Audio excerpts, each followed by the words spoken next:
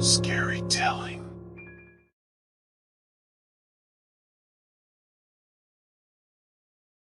I used to think that our love was meant to last forever.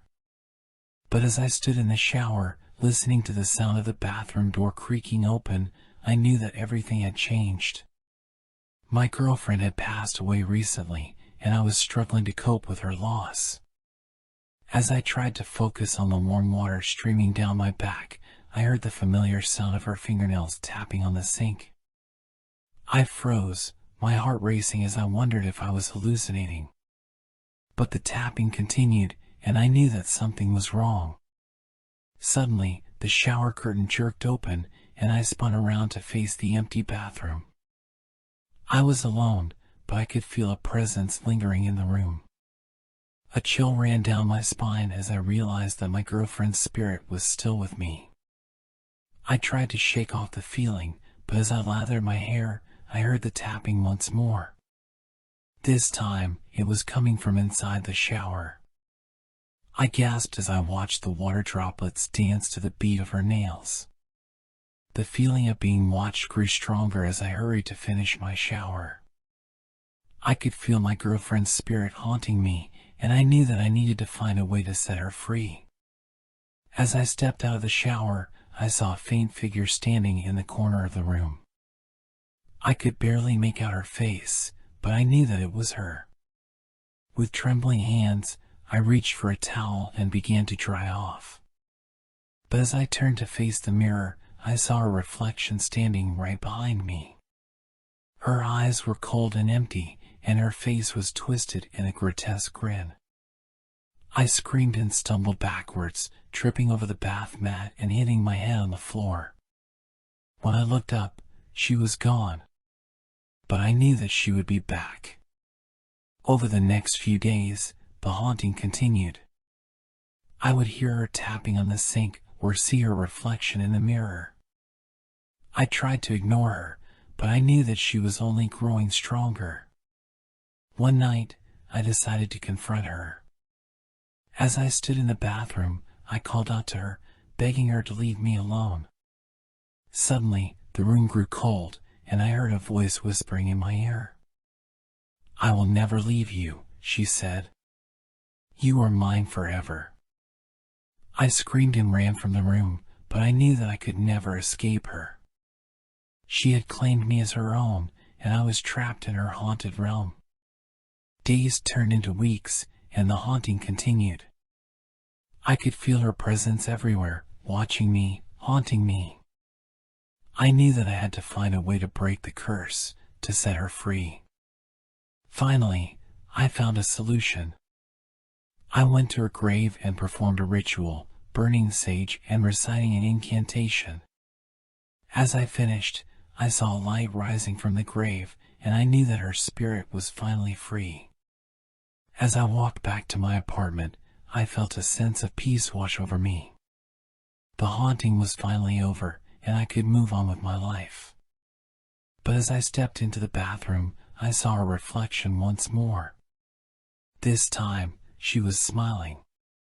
"You may have set me free," she said, "but I will always be with you." I knew then that the haunting was far from over. Her spirit may have been free, but her presence would always linger in my life, haunting me forever.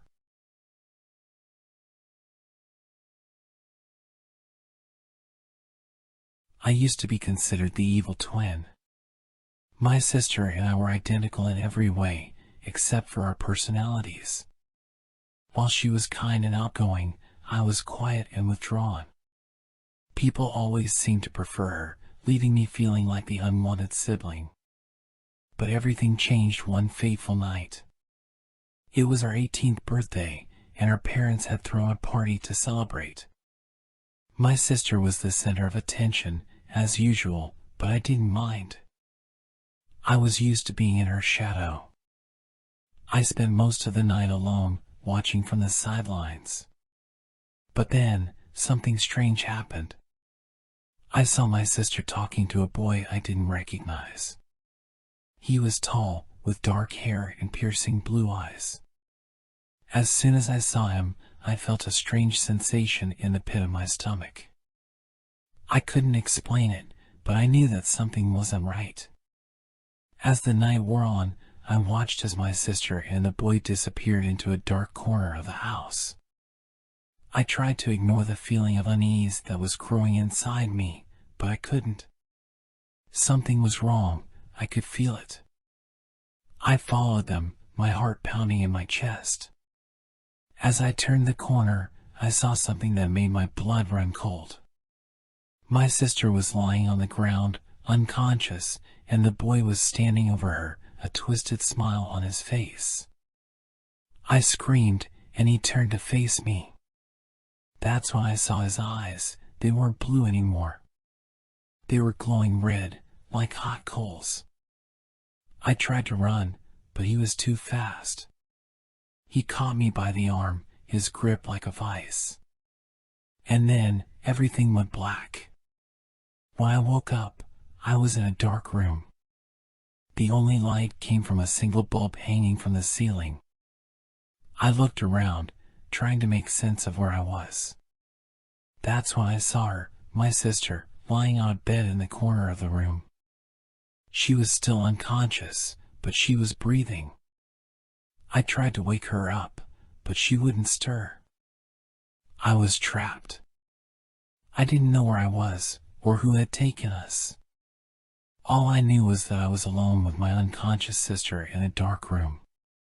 Days turned into weeks, and weeks turned into months. I lost track of time, trapped in that dark room with my sister. I tried to keep her alive, feeding her scraps of food and water that I found in the room. But I knew that we wouldn't survive forever. And then, one day, the door opened. A figure stood in the doorway, backlit by the light from the hall. It was the boy who had taken us. But he was different now. His eyes were blue again, and his smile was warm and inviting. He helped me and my sister out of the room, promising to take us home. But when we got outside, I realized that we were no longer in our hometown. We were in a strange place, with buildings that towered over us and people who spoke a language I didn't understand. And that's when I realized the truth. We weren't alone anymore. My sister had been the good twin, and I had been the evil one. But now, we were both in danger, trapped in a world that was far darker than anything we had ever imagined. And I knew that it was up to me to save us.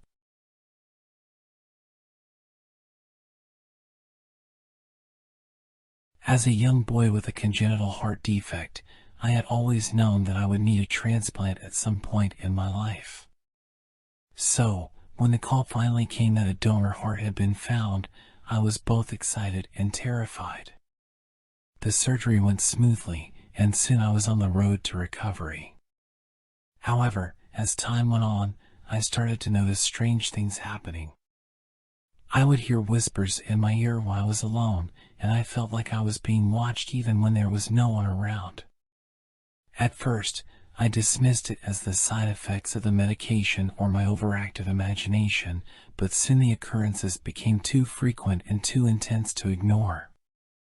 One night, I woke up to find myself standing at the foot of my bed, my hands covered in blood. I was terrified and confused, not knowing what had happened or how I got there. The next day, I went to my doctor to report the strange incident, but he simply brushed it off as a side effect of the surgery and prescribed me more medication.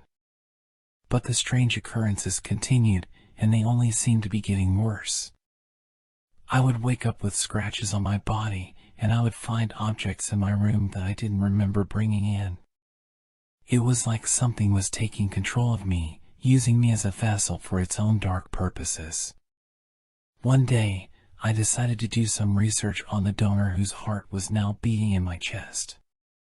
I discovered that his name was Timmy, and he had been a young boy who died tragically in a car accident.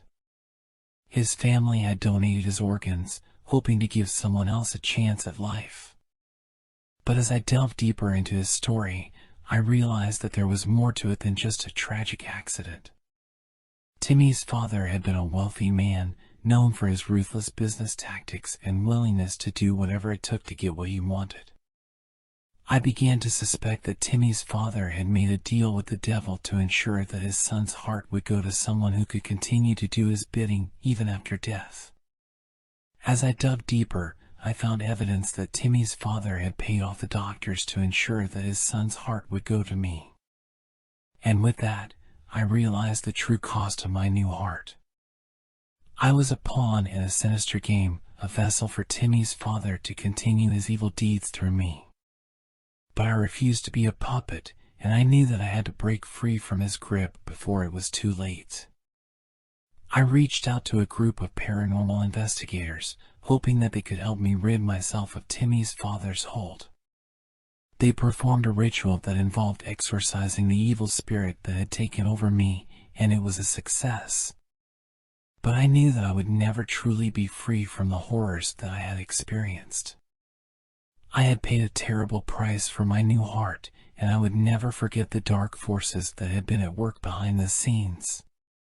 Now, every time I hear the sound of my own beating heart, I am reminded of the true cost of my life.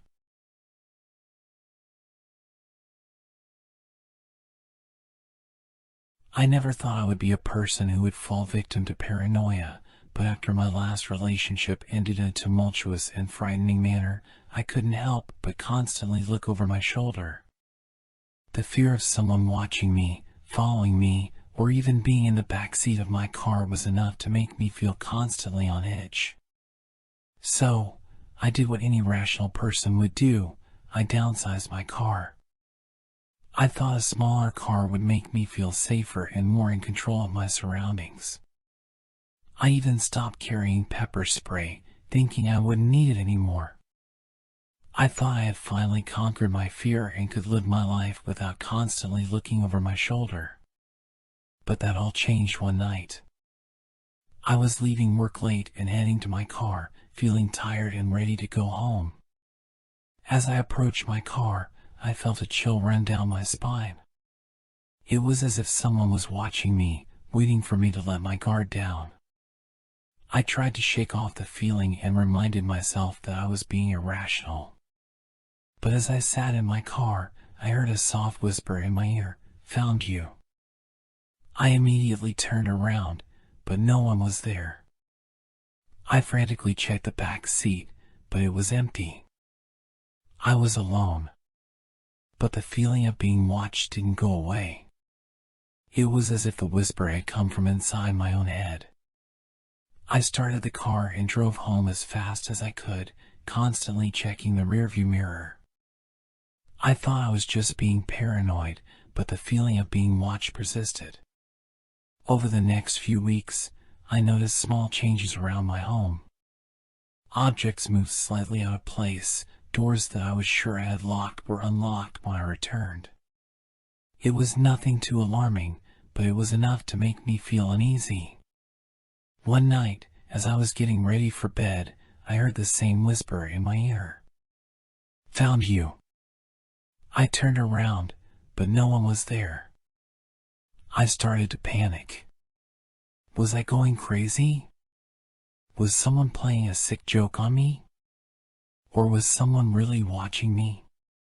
The feeling of being watched only grew stronger from that point on. I started seeing a therapist, but it didn't help. I couldn't shake the feeling that someone was always watching me. One night, I was home alone and heard a loud bang. I went to investigate and found my back door wide open. I knew I had locked it. I called the police and they came to investigate, but they found nothing out of the ordinary. I started to think that maybe I was just imagining things. But then, I received a package in the mail. Inside was a photo of me sitting in my car, taken from outside my window. Written on the back of the photo was a single message, "Still watching." I never felt safe after that.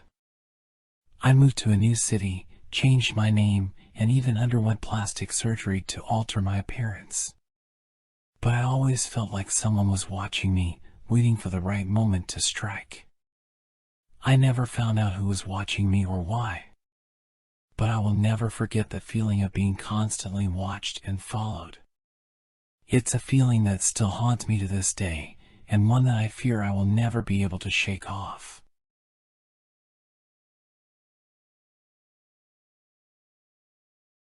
I never wanted the mirror. It was an old, ornate thing that belonged to my late aunt, and I was never close to her. But when she passed away, it was left to me in her will, along with some other things from her estate. I stored it in the attic, covered in paper, and forgot about it. Months later, I found myself staring at the old, dusty mirror. I don't know why I decided to uncover it and take a closer look, but I did. That's when I saw it, my reflection, winking at me.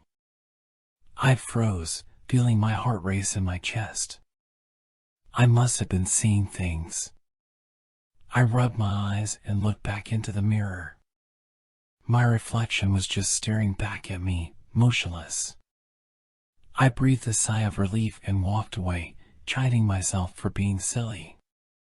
But as the days went on, strange things started happening. I would catch glimpses of movement in the mirror, but when I turned around, there was nothing there. I started feeling like I was being watched, even when I was alone in the room. One night, I woke up to the sound of whispers coming from the mirror. I sat up, heart pounding in my chest, and stared at the reflection. I couldn't make out the words, but the whispers were definitely there. And then my reflection started to move, contorting its face in ways that weren't possible for a human. I screamed and ran out of the room, not looking back. I thought maybe I was losing my mind, but I couldn't ignore what I had just seen. The mirror was evil, I knew it. Over the next few days, I became obsessed with the mirror. I researched everything I could find about haunted mirrors and tried every ritual I could think of to get rid of it. But nothing worked. The mirror seemed to have a hold on me, drawing me in with its twisted magic. One night, I had a dream. In the dream, my reflection spoke to me. It told me that it was lonely, trapped in the mirror, and that it wanted to be free. It promised me power and riches beyond my wildest dreams if I would help it escape. I woke up in a cold sweat, realizing that the mirror had been manipulating me all along. But it was too late, I was already under its spell. I went back to the mirror, feeling a strange sense of calm wash over me. I stared into my reflection's eyes and made a deal. The next morning, I woke up to find my life had changed. I had everything I ever wanted, money, power, and influence. But I also had a new reflection, one that was twisted and evil. And every time I looked into the mirror, it winked at me, a silent reminder of the price I had paid for my success. I tried to get rid of the mirror, but it always came back to me, like a curse. And every time I looked into it, my twisted reflection seemed to grow stronger, more malevolent. I knew that I had made a terrible mistake, but it was too late to turn back. Years went by, and I grew old and sick. The mirror remained by my side, a constant reminder of the darkness that had consumed me. And as I lay on my deathbed, I knew that I would never be free of it. My twisted reflection was waiting for me on the other side, ready to claim my soul.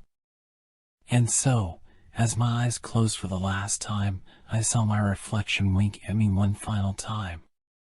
And I knew that I was lost forever in the winking mirror's grip.